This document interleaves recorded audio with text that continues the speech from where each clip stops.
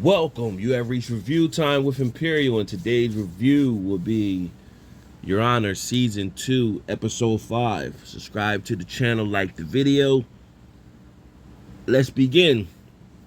So this is another episode to push the storyline forward. So this is like the mid-season after Episode 5 of Season 2.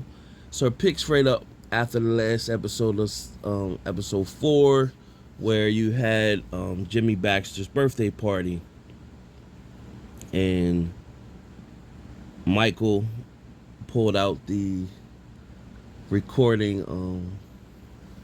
that the FBI had on him, and Jimmy put the gun to Michael's head, but Jimmy said, "I'm not gonna basically let you out of your misery." So this picked up with Jimmy walking away, and he dumped the phone from the FBI. So of course Olivia from FBI showed up in the morning, pretty much saying this is stupid for you to drop the phone like that. And so she wanted to know what happened. He just went over a brief summary of everything that took place. Carmine Conti is back in, which is the father of Gina Baxter. So she's pretty much overzealous. She thinks we could bring down the whole operation. Now we could bring in a Rico. So she's still pushing for Michael to continue. Meanwhile, it shows a setting with Carmine Conti, his daughter Gina, Carlo, and Jimmy having a discussion, and pretty much they were telling Jimmy he was out of line for asking Mary to be Rocco's, which is Fia's son, godfather, and Gina pretty much doesn't like what he's doing. So Gina had made them some cannolis, homemade cannolis, and Jimmy was hesitant to eat the cannoli because, of course, he thinks she would poison him.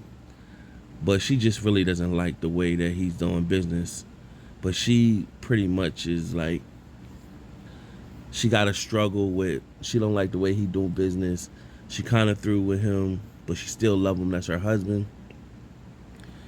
But Jimmy don't like the way that they're not letting him, not that they're not letting him, but they keep saying stuff to intervene with the way he do business. So of course Carmine had to remind him that you didn't build all this up by yourself. You did this on the backs of the Conti name, even though it's everybody was backwards. Baxter. They're telling him we could just get rid of the mayor. Jimmy doesn't want to do it that way. So he goes out to Michael. Michael is at the deli, and he tells Michael pretty much, listen, I don't want bloodshed to happen. My father-in-law is in. They want to do your the mayor harm.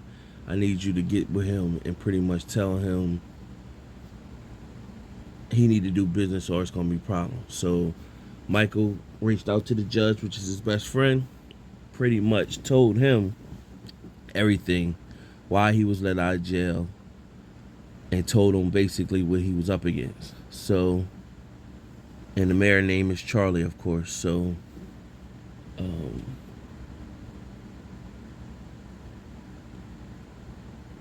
when the mayor sat down with saying he was going to open the bid up, he ended up sitting down with Jimmy, pretty much telling Jimmy, listen, I accept your proposal, but you're going to have to make some alterations, pretty much allow small black businesses to be part of your project.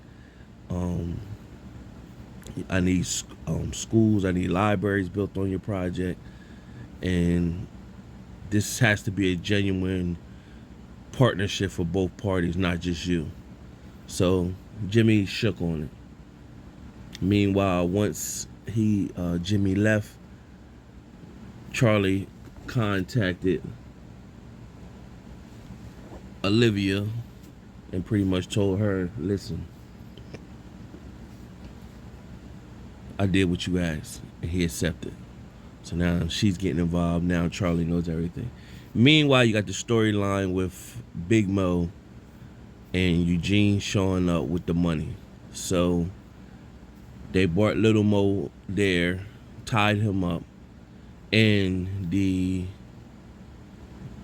cartel affiliate followed them from Houston all the way to New Orleans, sat outside their shop. So they pulled up on him, pretty much pulled a gun on him, and he pretty much told them like, "Yo, y'all messed up with that money. I need that money." And she like, "That money's gone," because she had to get she needed to pay for the bar.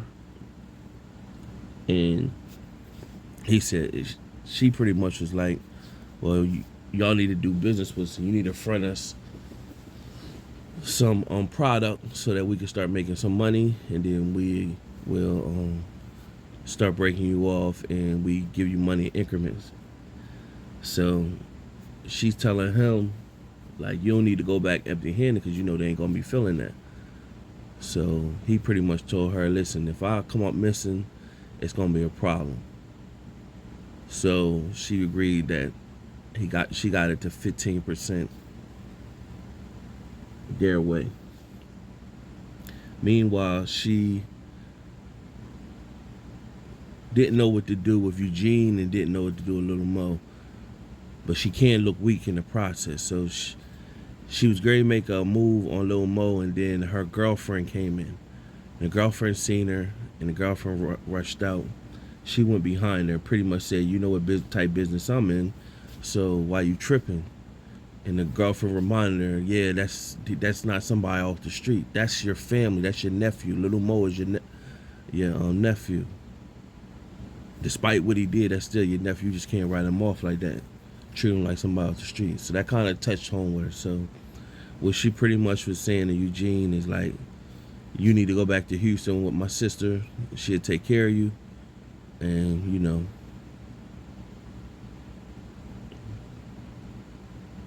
handle business." So she gonna use Eugene in Houston with that cartel stuff. She like his bravery and his smarts.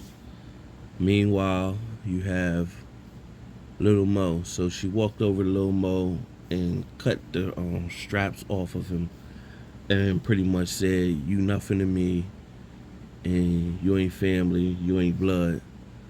You know what it is." So as she walked away, she said, "Blood in, blood out." So the goons came and beat Little Mo up pretty bad, and then drove him in a part of town, threw him out the van.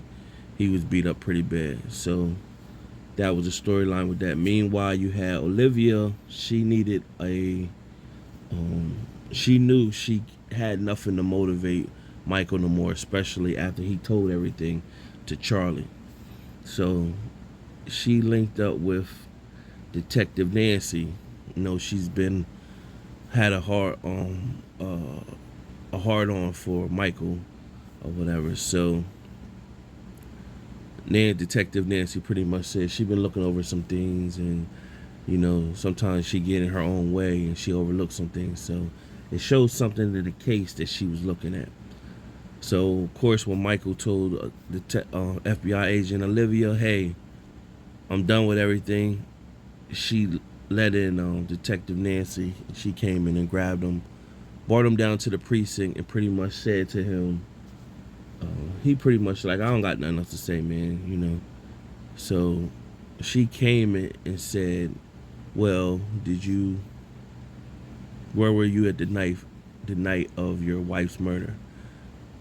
And so he just paused and looked and said, "What you trying to say? I killed my wife now?" And she's like, "I don't know what to believe." So now what you're starting to see, like, it shows some previews for the second half of the season. It's a lot of plot holes. It's a lot of twists and turns. Right now they got the judge. He's pretty much Michael. He's pretty much a punching bag for all parties involved, and he's just getting ping pong all over the map. And I hope this changes in the second half of the season, because it's just like, who wants to see like the main character just getting ping pong the whole season? and it shows really none of his smarts, nothing. It just, so that gets annoying. Other than that, good episode. Looking forward for the second half of the season to see how the twists and turns happen and see who ends up not making it into season 3. Because it's good enough that I see it's definitely gonna go to a season 3, and it's just a matter of who's gonna make it and who's not. So somebody definitely is not gonna make it out of the season. 1 or 2 people is not gonna make it out. Subscribe to the channel, like the video. Till next time.